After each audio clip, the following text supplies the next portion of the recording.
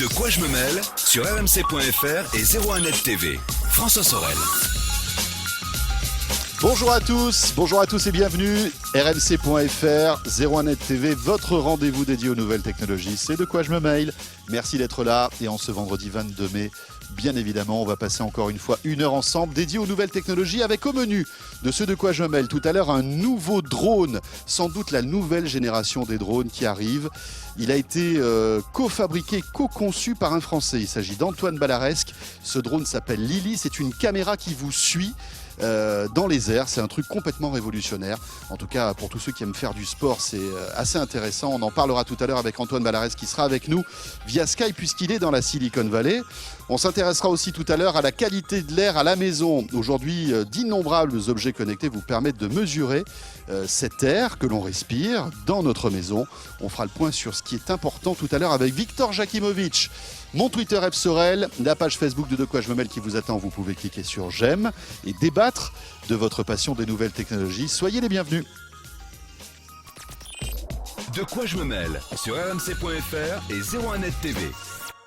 Et on commence ce De quoi je me mêle par le Club de la Presse IT. Bien évidemment, à mes côtés, Christophe Joly. Bonjour Christophe. Bonjour François. Christophe Joly, rédacteur en chef de Métro News, et Jean-Marie Portal. Bonjour Jean-Marie. Bonjour François. Avec Christophe et Jean-Marie, on va jeter un œil sur l'actualité high-tech de cette semaine. Jean-Marie, bien évidemment, que vous retrouvez bien sûr dans 01net Mag, dans les kiosques, évidemment, comme toujours. Et puis Christophe Joly, Métro News. Avec juste peut-être un petit mot concernant Métro News, hein, Christophe. Métro News, la version papier va bientôt s'arrêter, parce qu'on reçoit déjà pas mal de messages sur Twitter, mais pas de souci, Métro News se poursuivra sur le web. Hein. Voilà, il est très probable que le papier s'arrête au mois de juillet, pendant l'interruption des vacances, qui était prévue initialement pour ne pas reprendre à la rentrée. Tout au long, enfin chaque année. Voilà, hein. ouais, chaque année, et on va continuer évidemment sur metronews.fr, sur toutes les applis iPad, Android, Windows Phone et iPhone. Voilà, parce qu'aujourd'hui, bien sûr, l'avenir, c'est le web, et Métro News sera là aussi. À noter qu'on retrouvera Florence Centreau, non pas la semaine prochaine parce que vous serez là, Florence Centreau est en vacances, mais la semaine d'après. On va commencer donc par l'actualité vue par Métro News, et on débute par Spotify et Deezer qui ont mis à jour leur application et qui ont des ambitions assez fortes en matière de divertissement. Ça va au-delà de la musique. Hein. Ça va au-delà de la musique. Le premier à avoir dégainé, c'est le français Deezer le 19 mai qui a introduit les podcasts, qui est l'un des traits de force d'Apple, d'iTunes, avec 20 000 podcasts en provenance des différents médias français et internationaux. Le lendemain, Spotify a réagi le 20 mai en présentant lui aussi sa nouvelle version, intégrant des podcasts, qui devient désormais une espèce de valeur impérative pour ce genre de service, avec d'autres nouveautés, notamment une playlist course à pied ou running, qui permet d'avoir des chansons qui s'adaptent automatiquement à votre rythme de course. Vous, François, qui êtes un grand coureur, je pense que vous irez extrêmement vite, vous écouterez des morceaux qui, ce sera du hard rock peut-être, par exemple. À 25 km/h, c'est presque de la techno, en fait, qu'il me faut. Hein. Voilà, donc ça s'adapte automatiquement à la foulée, en fait. Donc je trouve que c'est assez intéressant. Ça existait déjà, hein, notamment avec Nike, mais cette fois, c'est Spotify qui le propose. Autre nouveauté, c'est l'intégration des vidéos. Ça, c'est un vrai nouveau service. Intégrant, ces vidéos apparaissent dans la rubrique Now, qui existe déjà, hein, qui ajuste automatiquement en fonction du jour, de l'heure et des goûts de ses amis la musique proposée. Ouais. Moi, ça commence à me saouler, tous ces trucs qui s'ajustent automatiquement, en fait. Vous savez. Moi, je suis pas client de ça. On décide presque plus qu'on écoute. On décide plus qu'on regarde. Enfin bref. Alors, vous avez toujours le droit d'écouter, de ne pas écouter. Hein. Oui, même le droit de couper. C'est vrai. Alors, sachant qu'ils préparent ces nouvelles versions, en préparation de l'annonce du 8 juin, assez probable, de lancement du service de streaming de musique d'Apple. Et voilà, tout ça, évidemment, c'est pour préparer l'arrivée d'un concurrent qui va faire mal. Sérieux, oui. Apple Music, puisque rappelons-le, Apple a racheté l'année dernière le service Beats Music, qui existe d'ailleurs aux États-Unis et dans certains pays, mais que Apple est en train de reformater pour le proposer au monde entier, peut-être dans quelques jours ou quelques semaines. Donc, effectivement, on parle du 8 juin comme l'annonce. Voilà, comme Spotify et Deezer sont en train de préparer leurs armes. Ça va être chaud là. Hein. On poursuit avec Google qui s'essaye en fait à un gadget. Est-ce que c'est un gadget? Oui. À des coques pour smartphones interactifs. Oui, on peut dire que c'est un gadget. Ce sont des coques au look particulier. Je vous invite à regarder sur Internet ce à quoi ça ressemble. La particularité au-delà du look, c'est que ce sont des coques interactives. C'est-à-dire qu'au dos de votre appareil, de votre smartphone, vous aurez un fond d'écran animé qui va s'adapter en fonction de l'heure. Donc la nuit, vous aurez la constellation la plus proche de l'utilisateur en fonction de la géoloc. Ça, et le jour, vous aurez une information qui est nécessaire, primordiale. Voilà. Vous aurez accès gratuit à un album du label Osla, que je ne connais pas, qui est disponible sur Play Music. Et puis vous aurez surtout un bouton qui pourra être paramétré pour déclencher soit l'appareil photo, soit l'ouverture automatique d'une application. C'est pas mal, ça coûte $40, ça n'est vendu qu'aux États-Unis. Ça ne concerne que 5 téléphones, Nexus 5 et 6, Samsung Note 4 et Samsung Galaxy S5 et S6. Mais vous l'avez dit, je pense un gadget. Voilà. Moi, j'aime pas le look. Bon, est-ce que Google va s'amuser à sortir une coque pour iPhone 6 ? Ce serait drôle. Il devrait, Ouais. sur site de business. Mais bien évidemment. On poursuit avec des mises à jour cette semaine. Vous savez que les mises à jour, voilà, il y en a partout pour tous les produits, mais c'est vrai que celles-ci sont un petit peu plus médiatisées que les autres puisque ce sont des mises à jour concernant les montres connectées. Apple a dégainé la sienne, mais aussi Google. Oui, alors Apple, en 2 mots, c'est une mise à jour à minima. C'est donc l'OS Watch 1.01. Il va falloir s'habituer à cette longue série qui améliore Siri, la mesure de l'activité, le calcul des calories pour le vélo et le rameur, la distance et le rythme cardiaque dans les activités en plein air. Donc c'est marginal. En revanche, vous l'avez dit, pour Android Wear, c'est une mise à jour dont on a parlé il y a quelques temps, qui est désormais disponible. Là, les nouveautés, c'est que ça vous permet de naviguer dans l'interface d'une application en basculant le poignet à gauche ou à droite pour aller d'une page à une autre. Vous pouvez aussi faire en sorte qu'une application reste fixe à l'écran. Je trouve que ça, c'est pas mal. Vous pouvez aussi basculer en noir et blanc pour économiser de la batterie. Ça, c'est pas un luxe, notamment sur la liste des courses ou les choses pour lesquelles la couleur n'est pas nécessaire. Vous pourrez aussi dessiner directement un emoji sur l'écran. Et la fonctionnalité, à mon goût, vraiment intéressante, c'est que désormais, vous pourrez vous connecter en Wi-Fi directement sans passer par le téléphone. Et ça, c'est pas mal. Dès que vous trouvez un hotspot, votre montre sera connectée. Donc, vous aurez toutes les notifications directement sur la montre. Et on peut regarder l'heure aussi ou... Vous pourrez regarder l'heure, mais évidemment pas complètement sur Apple. Vous me disiez tout à l'heure qu'Apple a supprimé les applis qui donnent l'heure sur l'Apple Watch. Apple fait un peu la chasse aux applis. C'est assez drôle. Qui donnent l'heure.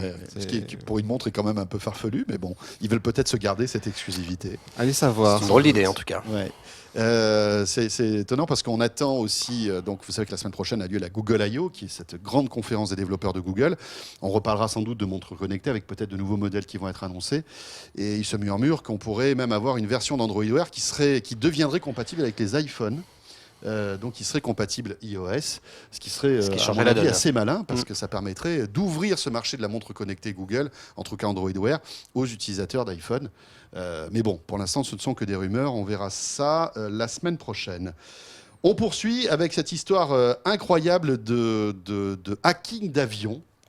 Christophe, il faut nous raconter rapidement cette petite histoire qui est assez folle quand même. C'est un chercheur américain qui dit être parvenu à hacker un appareil. C'est un hacker, je crois. C'est un hacker, oui. Hein. Qui dit être parvenu à hacker un appareil depuis son centre de divertissement, depuis son siège. Alors on l'a dit, c'est assez improbable. Les systèmes de sécurité sont suffisamment fiables pour permettre d'éviter ce genre de cas de figure, notamment parce que les systèmes électroniques sont dissociés, évidemment, entre la cabine de pilotage et puis les systèmes de divertissement. Oui, c'est vraiment 2 systèmes complètement différents. C'est-à-dire que quand on joue à Flight Simulator, Oui, c'est pas l'avion. C'est pas l'avion qui bouge. Vous l'avez peut-être cru, Jean-Marie. On va vous laisser croire. Ça vous fait plaisir ? Allez, on va dire oui. Rien que pour vous. Et en fait, ce qui est intéressant, c'est qu'United Airlines, qui, dans ce contexte-là, je ne suis pas sûr qu'il y ait un lien de cause à effet, a lancé son propre bug bounty qui consiste, vous savez, à repérer les failles. Et celui qui va repérer une faille informatique dans leur système va se voir offrir jusqu'à 1 million de miles. Donc, ça permet quand même de faire un bon tour du monde en business. D'autres compagnies l'ont déjà fait, Starbucks, Western Union, Sony, Facebook, avec des récompenses pour ceux qui parviennent à détecter les failles informatiques. Voilà. Donc là, c'est United qui a lancé le sien, François, si vous avez envie. D'accord. Mais c'est sur leur site ou leur service Sur leur site. D'accord. Bien sûr. Ah ouais, pas mal. Ouais. 1 million de miles, c'est cool. Ça peut être pas mal. Ouais. J'achète. Ça donne de quoi voyager. On poursuit avec une nouvelle école qui vient de voir le jour, Christophe, à Paris, dans le nord de Paris. Et c'est Samsung qui va financer ce campus Samsung. Oui, c'est la 2e année. Ça va être la rentrée scolaire pour la 2e année à compter de septembre. 50 jeunes pourront intégrer ce campus qui est entièrement gratuit, qui est destiné à ceux qui sont un peu fâchés avec l'école, qui n'ont pas le bac. Ça permet à ceux qui sont âgés de 18 à 25 ans d'avoir une formation dans le domaine du web. C'est en partenariat avec l'école Epitech et Zubdeco, qui a vocation à aider ceux qui sont déscolarisés, qui ont des difficultés en la matière. Ça fait penser à l'école 42 de Xavier Niel. C'est un peu le même esprit. Je trouve que c'est une bonne initiative qui mérite d'être saluée. Appel à candidature est lancé. Voilà, 50 places. à intégrer pour ce campus. Voilà, avec tout un système de mentors, hein, bien sûr, de mentorat et des aides pour qu'après, ces élèves, à la fin de ce cursus, puissent voler de leurs propres ailes Oui. et peut-être trouver un travail. Et c'est assez probant pour le moment. Mais pas chez Samsung, parce que Samsung l'a déjà dit, hein, en fait, ils n'offriront pas de poste, parce Non. qu'il n'y a pas de développeurs en fait, Samsung en France. Mais étant donné qu'ils ont quand même, on va dire, un réseau important, ils pourront peut-être aider Ça certains va aider de certainement. ces élèves. Merci Christophe. Merci à vous. Christophe Joly, rédacteur en chef donc de Métro News. Allez, on jette un œil maintenant sur le numéro 820 de Zero Net Mag, en ce moment donc dans les kiosques. Et on va s'intéresser à cette nouvelle mode des mini PC de poche. Jean-Marie. Oui, alors une nouvelle mode, alors qu'on connaissait un petit peu déjà, parce qu'on a vu des petits sticks HDMI, les Chromecast et consorts qui étaient sortis. Donc on met sur sa télé pour accéder à sa musique, accéder à ses vidéos, accéder à YouTube.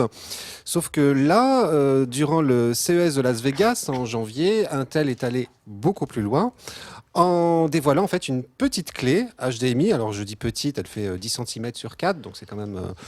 Oui. Une bonne clé HDMI. Oui, c'est une grosse clé, quoi. Une grosse clé HDMI, mais qui tient quand même facilement dans la poche. Et sur laquelle on a installé un Windows, Oui, Windows c'est un vrai petit 8.1. PC. Donc c'est-à-dire que vous avez sur une clé un véritable PC. Donc c'est une clé HDMI, donc qui peut se brancher facilement sur un téléviseur actuel, mais même sur un moniteur. Hein. Maintenant, ça fait quand même quelques temps qu'on trouve des prises HDMI dessus. Une fois branché dessus, il vous reste juste... Alors, quand même, petite précision. Qu'est-ce qu'embarque cette clé? Elle embarque bien évidemment un processeur, elle embarque un petit peu de mémoire, 2 gigaoctets de mémoire vive, 32 gigaoctets de stockage, mais vous pouvez augmenter ce stockage avec une carte micro SD. Ouais. Et donc, une fois que vous avez branché cette clé HDMI, qui est aussi Bluetooth et Wi-Fi, il ne vous reste plus qu'à connecter en Bluetooth un clavier, une souris. Vous allumez la clé, il y a un petit bouton dessus, et vous avez le bureau de Windows qui apparaît donc sur votre téléviseur. Et c'est génial parce qu'en fait, avec cette petite clé, on a un vrai PC fonctionnel. Vous avez un qui vrai... permet de réaliser la plupart des tâches. Exactement, vous avez un vrai PC fonctionnel, donc vous pouvez aller sur Internet avec, vous pouvez jouer, alors on ne va pas jouer à des jeux en 3D gourmands en ressources, mais vous pouvez quand même jouer, vous pouvez faire de la bureautique, hein, surtout avec clavier souris. Bref, on imagine pas mal d'usages. Vous pouvez partir en vacances, pas besoin d'emmener l'ordinateur portable, vous emmenez juste la clé, recycler un moniteur qui vous sert plus à grand chose parce que le PC est un petit peu vieillissant. Cette clé-là qui coûtera, puisqu'elle va sortir d'ici peu, qui coûtera la modique somme de 150 €. 150 €, ce qu'il faut voir, c'est que c'est quand même beaucoup moins que les mini PC, vous savez, ces tout petits boîtiers de salon qu'on peut mettre sous sa télé, qui coûtent généralement plutôt aux alentours de 300 €. Très bien. Alors ça c'est la première, on va dire, oui, l'un des tout premiers appareils comme ça, aussi petit, mais il y en a d'autres aussi, hein, Jean-Marie. Oui, alors il y en a d'autres, parce que là, on parle bien de Windows. Alors, je vous parlais tout à l'heure de Chromecast, mais Google n'est pas en reste. Et c'est, sauf que jusqu'à présent, ce qui tourne sur la Chromecast, finalement, c'est une version d'Android. Et puis, on va dire que l'usage demeure quand même assez limité. Là, ce qui va sortir, c'est une clé, c'est Asus qui sort ça. Dessus, eh bien, ça va pas être de l'Android, ça va être du Chrome OS.